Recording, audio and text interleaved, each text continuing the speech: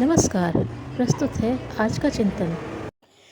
घर एक विश्राम स्थल है जहाँ व्यक्ति दिन भर की थकान के बाद अपने परिवार के साथ शांतिपूर्ण जीवन बिताना चाहता है।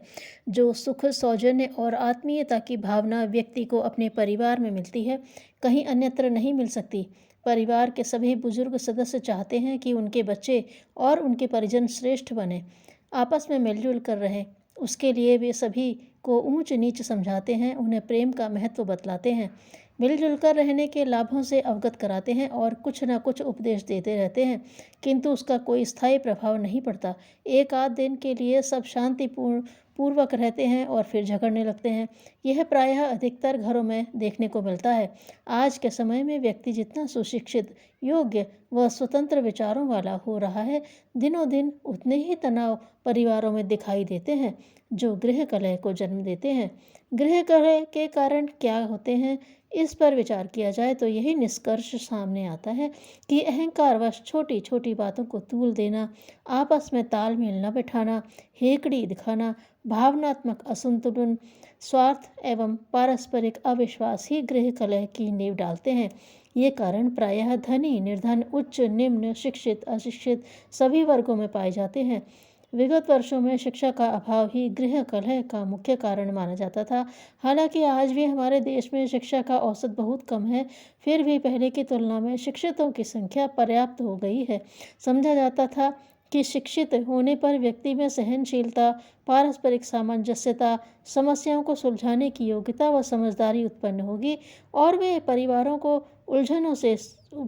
की उलझनों को सुलझा सकेंगे, आपस में तालमेल बिठाकर शांतिपूर्ण घरेलू वातावरण बना सकेंगे। पर हो इसके विपरीत रहा है। शिक्षित पति पत्नियों में आपसी मनमुटाव कुछ कम नहीं है।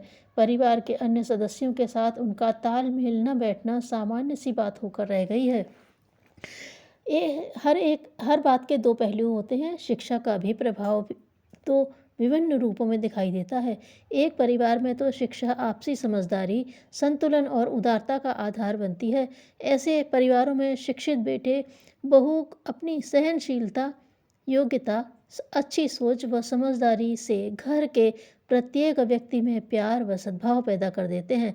यहाँ तक कि विवेक का इस्तेमाल करके बिखरे हुए परिवार को भी अपनी माधुर्यता, सद्व्यवहार और सौजन्यता से प्रेम की माला में पिरो लेते हैं। दूसरी तरफ वही शिक्षा व्यक्ति के अभिमान, अहंकार और झूठे स्वाभिमान को जन्म देती है। अपनी वाक्पटुता, बुद्धि और चातुर्य का प्रयोग कर बाल की खाल उधेड़ने वाली होती है। ऐसे परिवारों में घर के सदस्य छोटी छोटी व अर्थहीन बातों का गूढ़ अर्थ निकालकर बात का बतंगड़ बना देते हैं। जरा जरा सी बातों को गंभीर रूप में लेकर प्रतिष्ठा का प्रश्न बना लेते हैं। परिणामतः परिवार गृह कलह में डूब जाते हैं। इसी प्रकार समुचित धन एक परिवार को दैनिक आवश्यकताओं की पूर्ति के साथ साथ उन्हें स्वाध्याय, पर्यटन, अनुभव विस्तार तथा समाज सेवा में सक्रिय होने की प्रेरणा देता है, तो उतना ही धन किसी अन्य परिवार में मौज मस्ती, दुर्व्यसन, अलगाव और दुराव का कारण बन जाता है, जिससे कलह उत्पन्न होता है। इसके विपरीत अशिक्षित व निर्धन परिवारों में भी संतोष, विवेक, सहनशीलता, समझदारी व परस्पर विश्वास आदि ऐसे अनेक गुण पाए जाते हैं, जिनके बल पर वे अपने परिवार में शांति और सौहार्द का वातावरण बनाए रखते हैं। कहने का तात्पर्य यह है कि सकारात्मक परिणाम के लिए धन और शिक्षा की ही नहीं, वरन मुख्य रूप से उन नैतिक गुणों की आवश्यकता होती है जो किसी भी वर्ग के मनुष्य में हो सकते हैं। शिक्षित व्यक्ति यदि अपने विवेक का इस्तेमाल न कर पाए तो वह शिक्षा व्यर्थ है। उसी प्रकार धनी और सामर्थ्य व्यक्ति अपने धन व बल का सदुपयोग न कर पाए तो वह शक्ति और धन भी व्यर्थ है। यदि हम कलह के कुछ मुख्य कारणों पर गौर करें और उनके निवारण का प्रयत्न करें तो परिवार गृह कलह के संताप से बच सकते हैं। अविवेक व नासमझी ऐसे व्यक्ति जिन्हें अपने ही गुणों में जीवन का निचोड़ नजर आता है, वे दूसरों के सद्गुणों को देख ही नहीं सकते।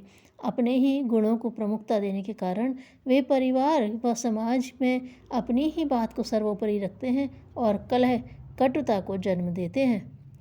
संदेह व अविश्वास पारिवारिक जीवन में ऐसे अवसर भी आते हैं जब एक दूसरे के बारे में संदेह पनपने लगते हैं।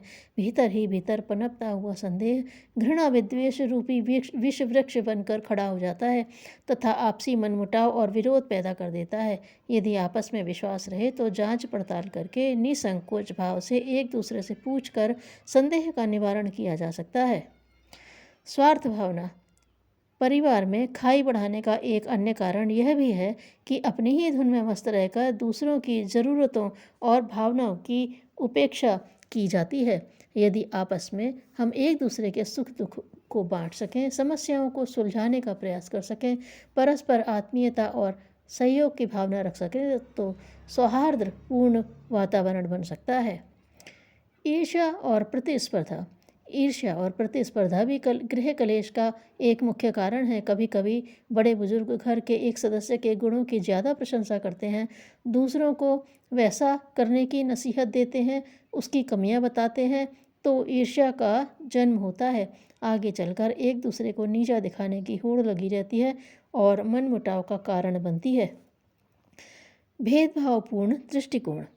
सास बहू के पारिवारिक झगड़ों का अधिकांश कारण भेदभावपूर्ण दृष्टिकोण ही होता है। माताएं अपनी बहू को बेटी की तरह मानने लगें और बहुएं भी अपने पति के परिवार वालों को अपने घर के लोगों की तरह ही माने, उन्हें सम्मान दें। अपनी सास व ननद में अपनी माँ और बहन की छवि देखें, उनका ध्यान रखें और तेरे मेरे की भावना न आने पाए। परिवार के प्रति अपने कर्तव्यों का पालन करें तथा अपने सुखद भविष्य के सपने परिवार की एकता में देखें तो संतुलन बना रह सकता है। इस प्रकार शांत व सुखद जीवन व्यतीत करने के लिए हमें स्वार्थ और भेदभाव का त्याग करना होगा। आत्मीयता, सहनशीलता, एकरूपता, उदारता, सहानुभूति जैसे गुण अपने अंदर उत्पन्न करने होंगे। साथ ही विश्वास एवं सहयोग की भावना रखनी होगी, तभी घर को स्वर्ग बनाया जा सकता है। अपने मनोबल को गिराना धीमी आत्महत्या के समान है। धन्यवाद।